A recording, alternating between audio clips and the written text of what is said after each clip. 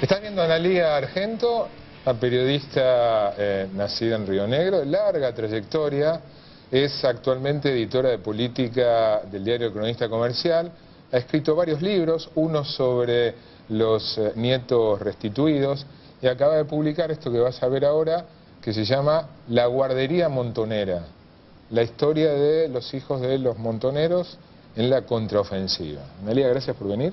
Gracias a ustedes. Felicitaciones por el libro. Gracias. Estoy todavía así como conmovida porque vengo de la Biblioteca Nacional. Sí. ¿Qué fue la Guardería Montonera? La Guardería Montonera fue una casa, o dos en realidad, en La Habana, donde los militantes montoneros que volvieron en 1979 y en 1980 a la Argentina, digo volvieron porque estaban en México o en distintos países de Europa. La contraofensiva. Volvieron a la operación contraofensiva, que en el 79 fue de lucha armada y en el 80 sin armas. Y como ya se sabía que estaban robando niños en la Argentina, bebés, que había tortura, que había secuestros en los centros clandestinos y demás. Además venían de lucha armada. Venían a luchar, sí, bueno, pero también había militantes que habían hecho lucha armada en Argentina con sus hijos, ¿no? Y lo que decían es que regresar a la Argentina con los chicos no era posible. O sea, ya regresar a la Argentina era una locura, regresar con los hijos era... Entonces decidieron que dejar a los chicos en La Habana, al cuidado de otros compañeros montoneros y también con apoyo del gobierno de Fidel Castro, y dejan a los chicos allá mientras ellos entraban al país. Algunos volvieron a buscar a sus chicos, otros no, porque fueron secuestrados o cayeron acá en alguna de las operaciones. Algunos volvieron a buscar a los chicos, pero cuando vuelven a ingresar a la Argentina en 1980 son secuestrados, y a algunos les pasó que ya casi en el inicio de la democracia, cuando también en 1982 algunos montoneros vuelven para insertarse, para volver a la Argentina, pero ya como partido político, y también son asesinados, ¿no? Hay distintos momentos y distintos casos. ¿Entre ellos el hijo de Firmenich? Mira, el tema del hijo de Firmenich es que él estuvo 5 años en un orfanato acá en la provincia de Córdoba sin saber que tenía madre ni padre. Él nació en Devoto. Una historia de película, es muy fuerte. De película, y él llega ya a La Habana cuando estaba terminando, digamos, la guardería, pero su hermana estuvo en La Habana. Firmenich padre estaba en La Habana, y su hija mayor, María Inés, también. Su mujer estaba detenida en Devoto y ahí dio a luz a Mario Javier, que fue sacado de Devoto, y hubo una especie de acuerdo. Lo llevan a Mario Javier a un orfanato en la provincia de Córdoba, un orfanato que yo conocí para esta investigación, y ahí le hice parte de las entrevistas a él. Y 5 años vivió ahí. ¿Con otra identidad? Con otra identidad, le decían el Bichi. Nadie sabía, nadie dentro del hogar del padre Lucchese, excepto el padre Lucchese, que era quien lo dirigía, sabía quién era ese bebé. Y el padre lo salva. El padre lo salva, de hecho él era amigo de los abuelos maternos de Mario Javier Firmenich. Incluso en un momento, yo lo cuento en el libro, es un poco fuerte, él se parecía mucho a su papá porque tenía el mismo lunar, pero en la otra comisura, y se lo saca, se lo arranca para que no lo reconozcan. Pero como la historia, como la historia de Firmenich... Y él termina en La Habana. Él termina en La Habana porque en el 2 de abril del 82 la mamá ya estaba con prisión domiciliaria y había ido al orfanato. Cuando ella llega al orfanato, él se entera, teniendo 5 años, que tenía mamá y papá. Y en realidad se entera que tenía mamá, se la presentan.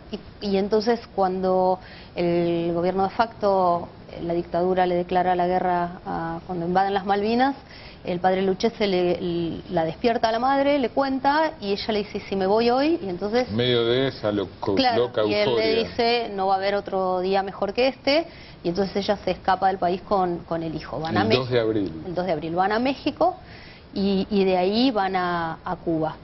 Ya muchos de los chicos habían vuelto, ahí estamos viendo imágenes.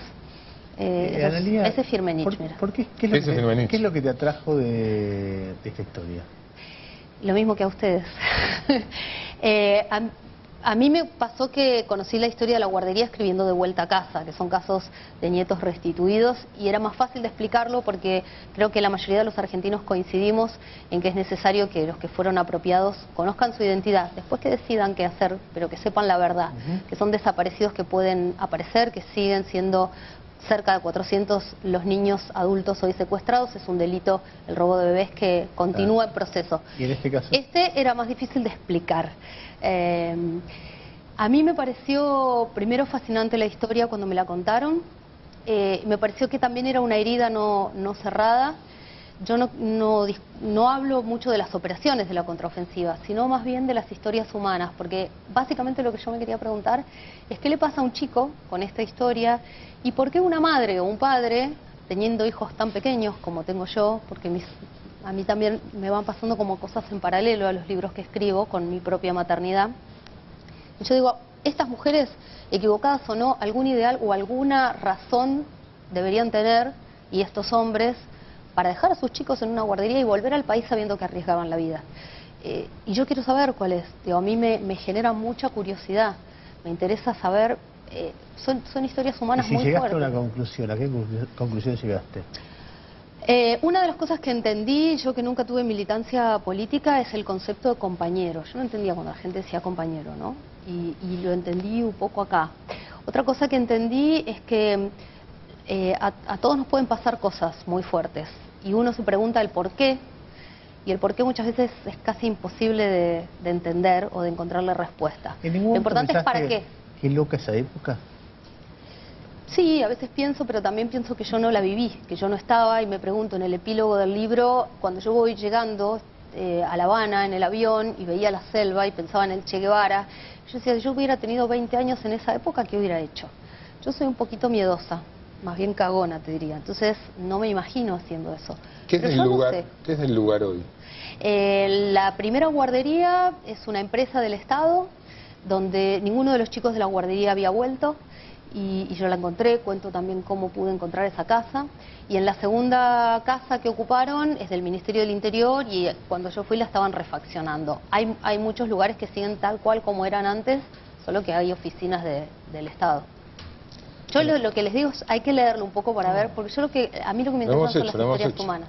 Sí, las ojeras de Loto. A mí lo que me interesa son las historias humanas. En las guerras o en las peleas no hay soldados, no hay comandantes. Para mí hay hombres, mujeres, madres, padres, hijos, hermanos, tíos. Y a mí me interesa saber eso, ¿no? ¿Y qué moviliza a la gente a hacer determinadas cosas? A ponerle energía a un proyecto o a ser capaz de arriesgar la propia vida por algo.